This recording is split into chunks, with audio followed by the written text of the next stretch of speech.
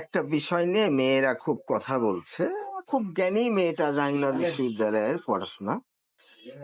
একটা মেয়ে কিডনি দিয়েছে তার স্বামীকে। স্বামী ভালো হওয়ার পরে তার একটা মেয়ে বান্ধবী ছিল, ওকে বিয়ে করে। তা আমি এবার মেসেজে দিলাম, এখানে ছেলে মেয়ে কোনো বিষয়, বিষয়টা হলো যে পুরুষ কিডনি দেয় মেয়ে চলে যায়, মেয়ে কিডনি দেয় পুরুষ, এটা তো ছেলে মেয়ের বিষয় না, এটা ছেলে আনার দরকার। তারপরে আবার আবার দিছে, একই লাইনের দিছে, মেয়ে যদি কিডনি দেয় তাই আটকাতে পারে না, তাইলে ওই চটপটি খাওয়াই থেকে আটকানো যায়। এটা তো ছেলে মেয়ের বিষয় না। 2000 সালের আগে মেয়েদের নির্যাতন তো অনেক বেশি ছিল, এখন ছেলেদের নির্যাতন অনেক বেড়ে গেছে।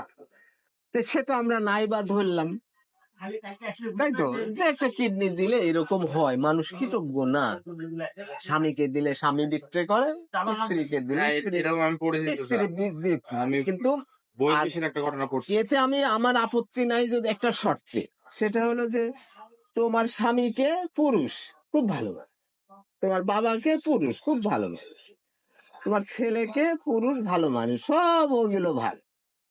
তোর এত পুরুষের ব্যাপারে নাক গলানোর দরকার, তোর যদি এতই হয় তা তোর স্বামীর পাশের উপর লাগতে দে, দে ভিডিও করে দেখা, এই যে আমার পুরুষ মারলাম, তোমার পুরুষকেও মারো। আপনার কথাটা লজিক আছে। আমার বাপ পৃথিবীর সেরা বাপ, ভাইটা আমার সেরা ভাই, স্বামীটা আমার সেরা স্বামী, আর পুরুষটা খারাপ কে? এই যে নোংরা, মানে কিডনি কিডনি, আপনার কথা লজিক আছে।